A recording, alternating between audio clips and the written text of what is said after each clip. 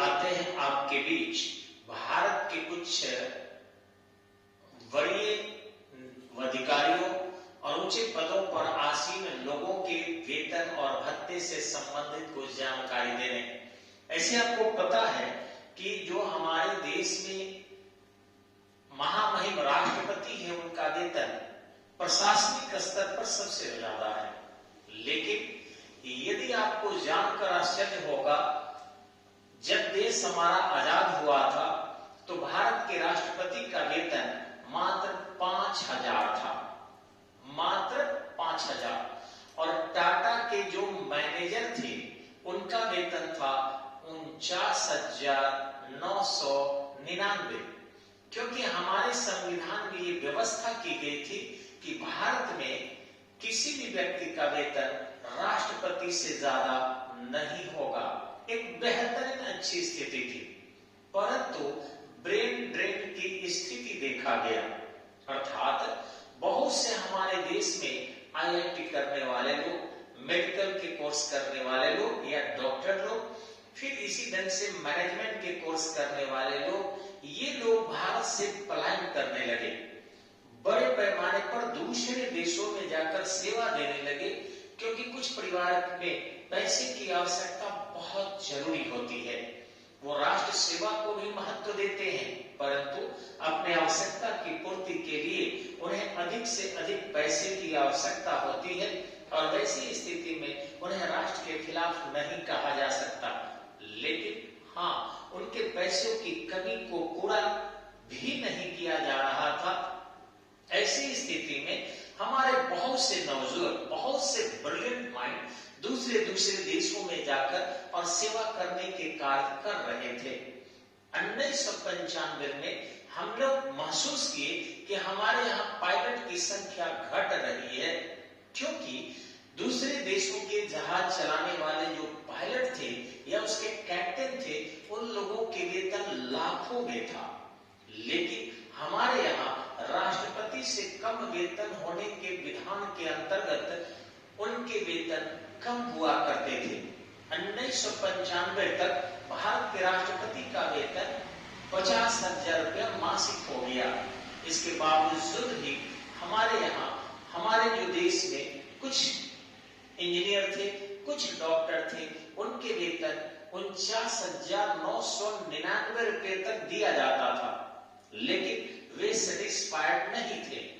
तत्कालीन प्रधानमंत्री पीवी नरसिम्हा राव और वित्त मंत्री मनमोहन सिंह ने इसमें परिवर्तन लाया और उन्होंने स्पष्ट किया कि भारत के राष्ट्रपति के वेतन सुनिश्चित संसद तय करेगी, लेकिन अन्य लोगों के वेतन में किसी प्रकार का कोई व्यवधान सरकार नहीं करेगी, चाहे वो निजी सेक्टर के हो या सरकारी क्षेत्र में भी अगर जरूरत हो तो उससे ज्यादा वेतन दिया जा सकता है। वर्तमान में हमारे राष्ट्रपति का वेतन काफी फ्रूटफुल है, 5 लाख रुपया मासिक है। लेकिन ध्यान रखेंगे, वेतन की मद में ये काफी कम दिखता होगा कि मात्र 5 लाख रुपया हमारे राष्ट्रपति का मासिक वेतन है, जबकि आज मैनेजमेंट सेक्टर में काम करने वाले लोगों को इससे ज्यादा वेतन है। आप सुनकर आश्चर्य करेंगे कि मुकेश अंबानी एक बहुत बड़े उद्योगपति है, लेकिन वो अमेरिका के संयुक्त बैंक, जिसको federal bank of America, federal bank of America कहा जाता है, उसके वो चीफ मैनेजिंग डायरेक्टर है। अब चीफ मैनेजिंग डायरेक्टर होने के कारण उन्हें प्रति माह $1 करोड़ मिलता है। अब आप ध्यान रखेंगे कि वर्तमान में $1 करोड़ अगर हम रुपये से गुना करें तो शायद 75-76 करोड़ रुपया पड़ेगा।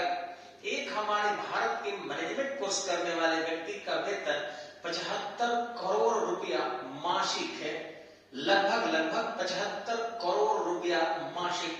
आप अंदाजा लगाइए कि जो पूरे देश का प्रतिनिधित्व कर रहा है उसका वेतन उस 75 करोड़ बनाम 5 लाख, ये तो 5 लाख सुनकर आपको ज्यादा लग रहा होगा, लेकिन ये कोई ज्यादा वेतन नहीं है। परंतु हमारे राष्ट्रपति के मेडिकल सुविधा, ठीक खान पान, रहन भत्ता वगैरह सेवानिवृत्ति के बाद उनके पेंशन है, फिर उनके देख रेख है, ये सब फैसिलिटियां बहुत ज्यादा है। और कार्य उत्तरदायित्व एवं पद के सम्मान, इसमें पैसे की कोई महत्व नहीं है।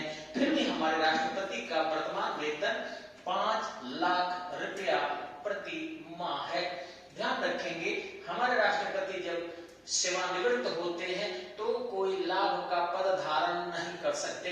ऐसी स्थिति में उन्हें 2.5 लाख रुपया प्रति माह पेंशन दिया जाता है और साथ में समस्त सुविधाएं उनको दी जाती है। दिल्ली में एक आवास, रहने खाने की व्यवस्था, चिकित्सा सुविधा, भारत के कहीं दौरे पर गए तो वैसी स्थिति में उनको किराया वगैरह, ये सारी सुविधाएं उनके सेवानिवृत्ति के बाद भी दी जाती है।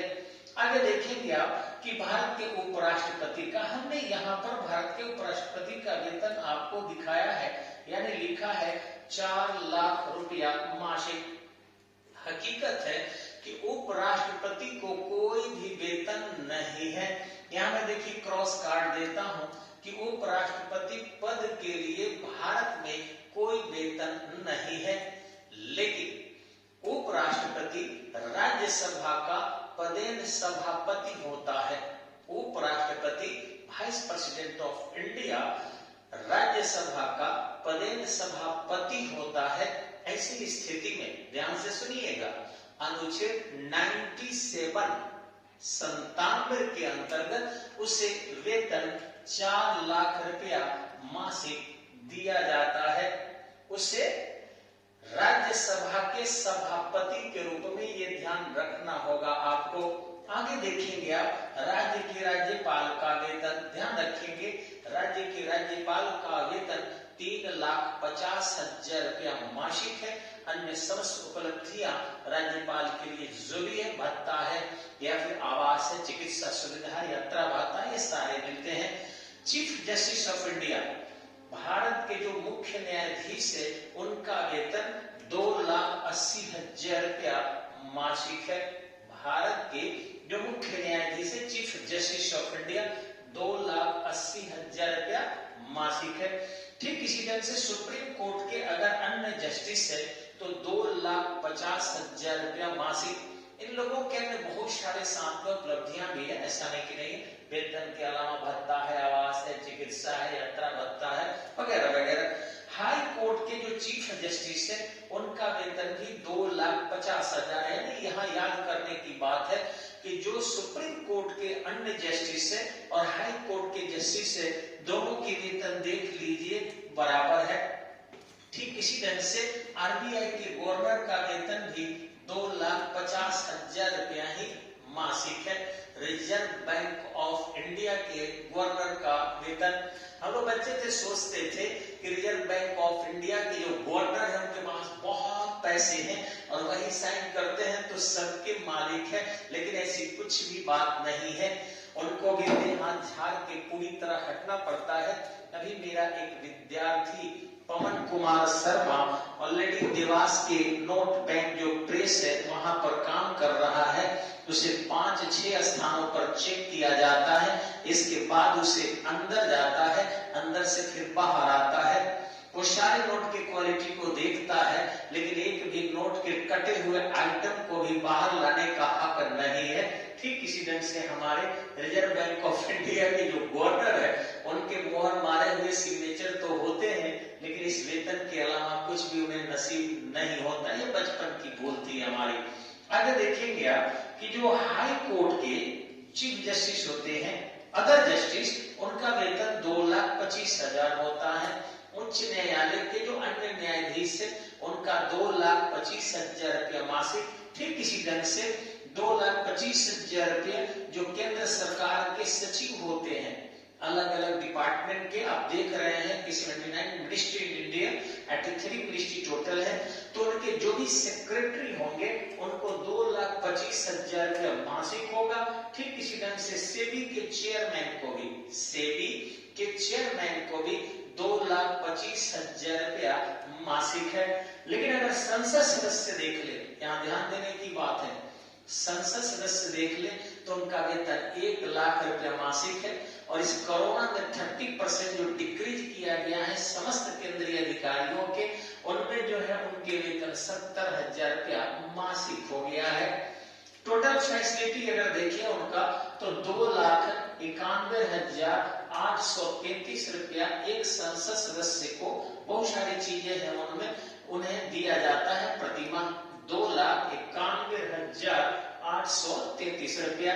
लेकिन ये कोई रकम उनके लिए नहीं है। आप समझते होंगे बाप रे इतना ज्यादा उनको वेतन मिलता है, शायद आपको नहीं पता। एक छोटे छोटे ओकेजनों में आखिर इतने शहद क्यों मंडराते हैं, मधुमक्खियां क्यों मंडराती है? क्योंकि वहां फूल का बाग है, वहां से उन्हें सुगंध मिलता है।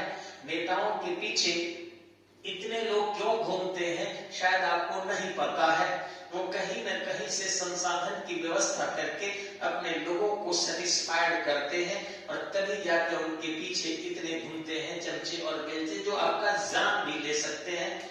हम लोग इस समाज के लिए बहुत अच्छा कर रहे हैं और देश के कानून और नियमों के अंतर्गत देखा जाए तो बहुत ज्यादा सेवा समाज के लिए हम लोग करते हैं। इसके बावजूद भी हम लोगों के आसपास कोई क्यों नहीं फटकता?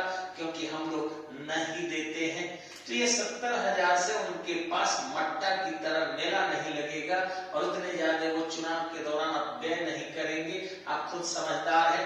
ये बाकी जितने लोग हैं ये हो सकता है कि अपने वेतन से ही सेटिस्फाइड हो जाए, लेकिन ये अपने वेतन को किस स्तर तक समझते हैं आप जान सकते हैं। पूरी वागडोर इनके अंदर है। यानी भारत की जो संचित निधि है आपके अनुच्छेद 266 के अंतर्गत, जिससे जितने भी देश के राजस्व से प्राप्त किया जाता है वह सब केंद्रीय संचित निधि में जाती है। वहीं से बाद में जो है 280 के अंतर्गत वित्त आयोग निर्धारित करता है कि राज्य का हिस्सा किस आधार पर दिया जाए और केंद्र का किस आधार पर हो। ये डेविएशन करता है और इस तरीके से समस्त केंद्रीय कर्मचारियों का वेतन केंद्र के संचित निधि से दिया जाता है। इसी ढंग से राज्य के समस्त कर्मचारियों के वेतन एवं भत्ते राज्य के संचित निधि से दिए जाते हैं। तो अगले वीडियो का आप इंतजार कीजिए, सब्सक्राइब कीजिए। बड़ी जल्द ही आपके सामने एक से बेहतर वीडियो आएंगे। धन्यवाद, नमस्कार, जय हिंद।